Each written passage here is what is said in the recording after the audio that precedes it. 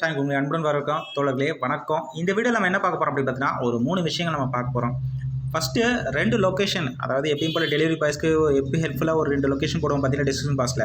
அந்த லொக்கேஷனை லிங்கை டிஸ்கிரிப்ஷன் பாக்ஸில் போட்டிருக்கேன். அந்த லொக்கேஷனால் என்ன யூஸ் அப்படின்றத ஃபஸ்ட்டு பார்ப்போம். ரெண்டாவதாக ரேப்பிடோவில் சில மாற்றங்கள் தமிழில் போட்டிருக்கோம் பார்த்தீங்களா, அதை பற்றின நம்ம விஷயங்கள் நம்ம பார்ப்போம். மூணாவதாக பைக் டாக்ஸியில் ஒரு சின்ன ஒரு இது இருக்குது, அதை நீங்கள் முன்கூட்டியே ஒரு டிஸ்க்ளைமர் நீங்கள் கஸ்டமர்கிட்ட போடணும். இதை பற்றின டீட்டெயில் நம்ம பார்ப்போம். ஃபஸ்ட்டு லொக்கேஷனை பற்றின டீட்டெயில் பார்ப்போம்.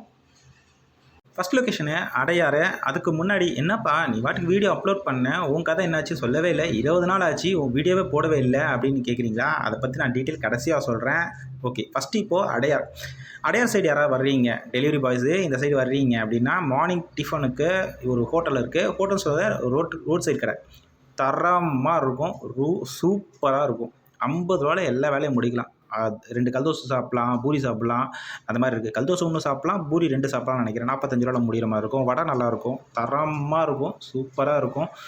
பக்கத்துலேயே பார்த்தீங்கன்னா, அது பக்கத்துலேயே ஒரு டீ கடையும் இருக்குது. எல்லாமே அதே ஃபெசிலிட்டிஸ், ஒரே இடத்துல சூப்பர் ஃபெசிலிட்டிஸ். ஸோ நல்லாயிருக்கும். அடையார் சைடு வந்தீங்க அப்படின்னா, இல்லைனா ஓஎம்ஆர் சைடு வரீங்க அப்படின்னா உங்களுக்கு இது ஹெல்ப்ஃபுல்லாக இருக்கும். மார்னிங் டிஃபன் மத்தியானம் நான் போனதில்லை தொடர், ஏன்னா நான் வந்து மார்னிங் டைமில் தான் நான் ஒர்க் பண்ணுறேன். ஸோ மார்னிங் டைமில் இந்த சைடு மார்னிங் ஷிஃப்ட் ஒர்க் பண்ணவங்களுக்கு இது ரொம்ப ஹெல்ப்ஃபுல்லாக இருக்கும். மத்தியானம் எனக்கு தெரியலை. லொக்கேஷன் பார்த்தீங்கன்னா, ரெஸ்ட் ரூம் போகிறதுக்கு, பாத்ரூம் போகிறதுக்கு ஃப்ரீ. இது காசே கொடுக்காதீங்க, அவர் காசும் வாங்க மாட்டார். உட்லேண்ட் தேட்டர் இருக்குல்ல, உட்லேண்ட் தேட்டர் பக்கத்தில் ஒரு சந்து போகும், அங்கே தான் நல்லா க்ளீனாக வச்சுருக்காங்க. ஸோ டெலிவரி பாய்ஸ் அந்த சைடு யாராவது போகிறீங்க, நீங்கள் தேடிட்டு இருக்க வேணாம். அங்கே மெரினா பீச்சுக்கு போய் அவ்வளோ தூரம் போய் அங்கே ஏன்னா இங்கேருந்து நீங்கள் இப்போ திருவல்லிக்கேணி ராயப்பேட்டை ஜிஹெச்சிட்டே டிப்பீங்க. அங்கேருந்து நிறைய பேர் பார்த்தீங்கன்னா இதுக்கு போவாங்க, மெரினா பீச்சில் போய் டாய்லெட் யூஸ் பண்ணாங்க. அந்த மாதிரி யூஸ் பண்ண அவ்வளோலாம் போத்தவில்லை. இது வந்து பார்த்தீங்கன்னா உட்லேண்ட் தேட்டர் பக்கத்துலேயே இருக்குது லொக்கேஷன். இந்த லொக்கேஷன் நான் போட்டிருக்கேன். இது எப்படின்னா, டேரக்ஷன்ஸை கிளிக் பண்ணிங்கன்னா உங்களுக்கு ஓப்பன் ஆகும். நீங்கள் லொக்கேஷன் எனேபிள் பண்ணிட்டீங்கன்னா. இல்லைனா லாஸ்ட்டாக காமிச்சா பார்த்தீங்களா, அதில் வந்து ஷேர்ன்றதை கிளிக் பண்ணி நீங்கள் சென்ட் பண்ணிக்கலாம். சேவ் பண்ணி வச்சுக்கோங்க. ஏன்னா ஒவ்வொரு வீடியோ நீங்கள் ஓப்பன் பண்ணி அந்த வீடியோ பார்த்துட்டு என்ன லொக்கேஷன் போக தேவையில்லை. நீங்கள் அதை சேவ் பண்ணி நோட் பேடில் அப்படியே டைப் பண்ணி வச்சுக்கோங்க. ஓகே, இப்போ அடுத்த பார்ப்போம். ரேப்பிடோவில் சில மாற்றங்கள் சொல்ல தெரியுமா? சில மாற்றங்களில் பல மாற்றங்கள் சொல்லலாம். இப்போ என்னென்னா, என்னோடய ஐடி சஸ்பெண்ட் 1 வருஷம் இருந்தது. அவங்களே கால் பண்ணி உங்களோட ஐடியை வந்து நாங்கள் லாக் எடுத்து விட்டுட்டோம் அப்படின்னு சொன்னாங்க. நான் காரணம் கேட்டேன். ஏங்க என்ன காரணம்னு ஐடி லாக் பண்ணீங்க, அதையும் சொல்லலை. இப்போ திடீர்னு கால் பண்ணிட்டு ஐடி எடுத்து விட்டோன்னு சொல்கிறீங்க. சுத்தமாக எனக்கு ஒர்க் பண்ணவே பிடிக்கல, எனக்கு ஊபரில் தான் ஒர்க் பண்ண இன்ட்ரெஸ்ட் அதிகமாக இருக்குது அப்படின்னு சொன்னேன்.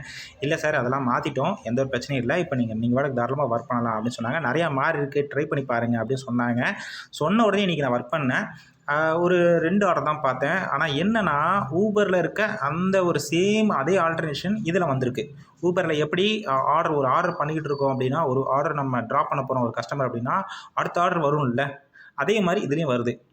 அந்த மாதிரி ஒரு செட்டிங் வந்திருக்கு. ரெண்டாவது பார்த்தீங்கன்னா, மேலே அந்த மேப் போல் இருக்குது பார்த்தீங்கன்னா ஆப்ஷனு, ஆஃப் டியூட்டி ஆன் டியூட்டின்னு இருக்குல்ல, அது பக்கத்தில் பாருங்கள், பெல்லுக்கு முன்னாடி ஒரு மேப் இருப்பாங்க. அதை கிளிக் பண்ணி ஹோம் அட்ரஸ் ஆட் பண்ணிக்கலாம்.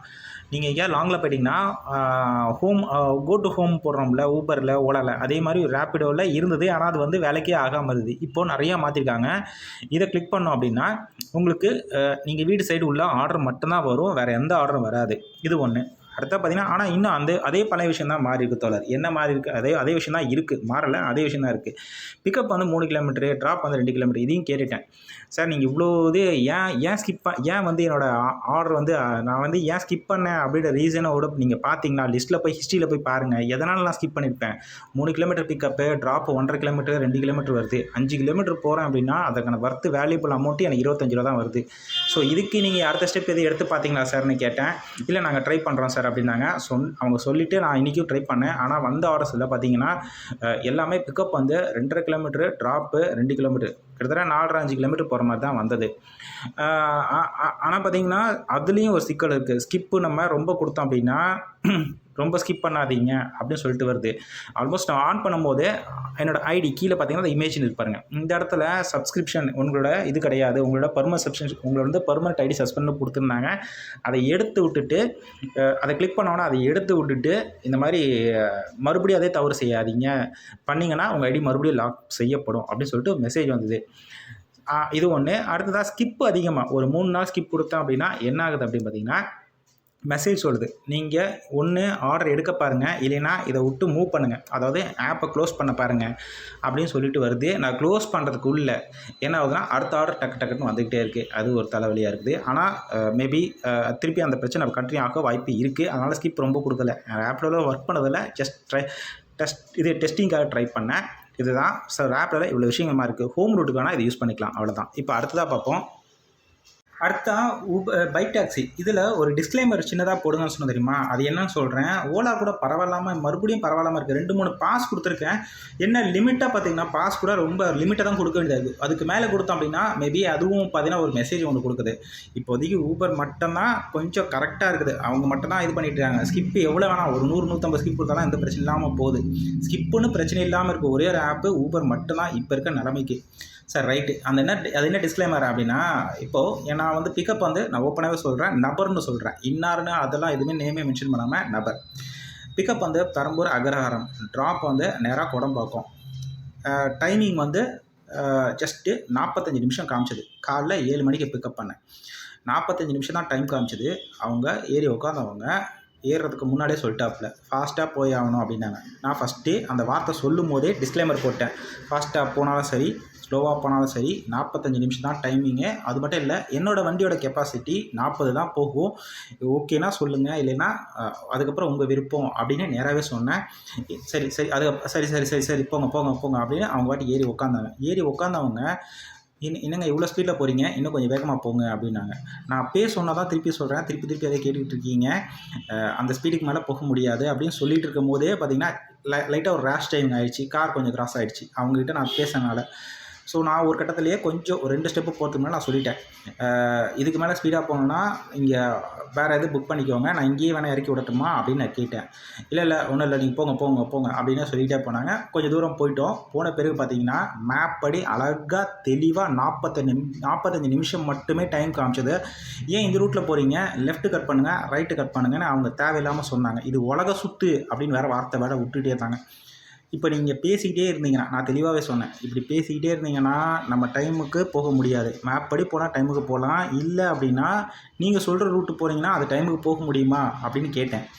அதெல்லாம் போகலாம், இந்த இதில் லெஃப்ட்டில் கட் பண்ணி போங்க, ஒன் வேல போனாங்க. ஒன் வேல போக முடியாது மாட்டேன் அப்படிலாம் சொல்ல, போனால் பிரச்சனை வரும், அதனால் இந்த சைடு போகக்கூடாது அப்படின்னு சொல்லிட்டு நான் அவங்க சொல்கிற ரூட்டே போனேன். ஆனால் ஒன் வே மட்டும் போகல, அதை மட்டும் ஃபாலோ பண்ணலை. சரி போனோம். ஆனால் 45 நிமிஷத்தில் போக வேண்டிய சூழ்நிலை இருக்க வேண்டிய நம்ம என்னாச்சு அப்படின்னு பார்த்தீங்கன்னா 1.25 மணி நேரம் ஆச்சு. தேவையில்லாத லாக்கு.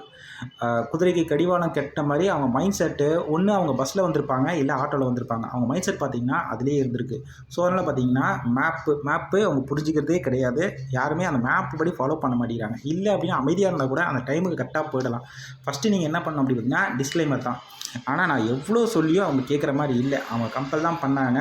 நான் இதுக்கெல்லாம் எதுக்குமே ஒத்துப்போகல. ஒன்று நான் வந்து ஒத்துப்போகாத விஷயம் என்ன அப்படி பார்த்தீங்கன்னா, நான் அவங்களுக்கு ஒத்துப்போனேன் பார்த்தீங்கன்னா, அந்த மேப்பை மட்டும் நான் ஃபாலோ பண்ண முடியலை. அவங்க சொல்கிறதுனால அவங்க சொல்கிறபடி நான் கேட்டுக்கிட்டேன், ஒன் வேவை தவிர. ஆனால் நம்ம 45 நிமிஷம் போகணும், கரெக்டாக 1.25 மணி நேரம் ஆச்சு. அது மட்டும் இல்லை, அமௌண்ட்டு அதிகமாக வந்துச்சு. 100 ரூபா 150 ரூபா கொடுக்க வேண்டிய இடத்துல 180 ரூபா கொடுத்தாங்க. எக்ஸ்ட்ரா 3 கிலோமீட்டர் சுற்றணும். ஸோ ஃபஸ்ட்டே டிஸ்க்ளைமர் போடுறது ரொம்ப ரொம்ப ஒரு உன்னதமான ஒரு விஷயம் தோழர். ஃபஸ்ட்டே டிஸ்க்ளைமர் ஏறுறதுக்கு முன்னாலே சொல்லிவிடுங்க. அப்படி இல்லைன்னா நீங்கள் எப்படி கேட்டுங்க, ஏறுறதுக்கு முன்னால் ஃபாஸ்ட்டாக போகலாம், இது நார்மல் ஸ்பீடு தான் போவேன் பரவாயில்லையா, ஃபாஸ்ட்டுன்ற வார்த்தையை வாயில் வேணாம், நார்மல் ஸ்பீடு தான் போவேன் பரவாயில்லையா அப்படின்னு கேட்பாங்க. பிரச்சனையே இல்லைப்பா, நீ வாட்டு போயிட்டே இருன்னு சொல்லுவாங்க. ஸோ ஃபஸ்ட்டு டிஸ்க்ளைமர் நம்ம போட்டுருவோம். போடுறதுனால ஒன்றுமே ஆக போதில்லை. ஃபஸ்ட்டே டிஸ்க்ளைமர் போட்டுருங்க. நான் ஆல்மோஸ்ட் எல்லாத்தையும் நான் டிஸ்க்ளைமர் போட்டுருவேன். இவங்க வந்து ஃபாஸ்ட்டுன்னு சொல்கிறதுனால நான் டிஸ்க்ளைமர் போடலை. ஓகே தோழர், பார்ப்போம். பாய். அதுக்குள்ளே பாயின்னு சொல்லிட்டேன். என்னப்பா வீடியோ ரொம்ப நாளாக போடவே இல்லை, என்னாச்சு? தோழர் கிட்டத்தட்ட இது ஆச்சுல, புயல் வந்தது தெரியுமா? அப்போ ஒரு வாரம் அதில் இருந்து ஆரம்பித்தவன் தான். நான் எங்கேயுமே போகலை. ஒன்றும் இல்லை, அந்த வீட்டில் உட்காந்தாலும் என் ஃப்ரெண்டுக்கிட்ட வந்து ஒரு புக்கு ஒர்க்கு கேட்டிருந்தேன். உங்ககிட்ட சொல்லியிருப்பேன் சைட்டில் ஏதாவது புக் ஒர்க்கு. ஒரே ஒரு புக்கு தான் கொடுத்தான். 25 நாள் நான் வீட்டில் உட்காந்து அதை ஏர்னிங் பண்ணிட்டேன். எப்படி நான் வெளியே போய் அமௌண்ட் ஏர்ன் பண்ணணும், ஒரு நாளைக்கு 1000 ருபீஸ் ஏர்ன் பண்ணுவோம், அது வீட்டிலேருந்தே உட்காந்து அந்த புக் ஒர்க்கை நான் முடிச்சுட்டு இருந்தேன். அதனால தான். அது மட்டும் இல்லை, இதெல்லாம் இந்த மழை டைமில் பைக்கை வந்து உள்ளே விட சொல்லுவாங்க. அந்த புயல் இருக்குது பார்த்திங்கன்னா, அதுக்கு முன்னாடி ஒரு 2 நாள் நல்லா மழை பெஞ்சுது. ஒரு இடத்துல கரெக்டாக செம்பரம்பாக்கம் போனேன். செம்பரம்பாக்கம் ஐயோ பாவம்ப்பா, அங்கே இருக்கவங்கலாம் ரொம்ப கஷ்டப்படுறாங்க. அந்த சைடில் தண்ணி உள்ளே போயிட்டோம். அங்கே ஃபுல்லாக தண்ணி. உள்ளே போனவன் ஒன்றும் பிரச்சனை இல்லை. அதுக்கப்புறம் கொஞ்சம் பெரிய மழை வந்துச்சு. அதுக்குள்ளே தண்ணி நல்லா இதாகிடுச்சு. வரதுக்கு ரொம்ப கஷ்டப்பட்டேன். ஸோ அதனால் பார்த்திங்கன்னா, இந்த இன்னும் ஒரு வாரம் 10 நாள் போட்டு நான் அப்படியே உட்காந்துருந்தவன். எனக்கு புக்கு வருங்க கிடச்சது. அப்படியே 1 மாதம் சரியாக போச்சு. 20 நாள் சரியாக போச்சு. அதனால தான் வீடியோ எதுவுமே போடலை. இதான் பண்ணிட்டு இருந்தேன். அவ்வளோ தோழர். இதான் அதனால தான் நான் வீடியோ போடலை.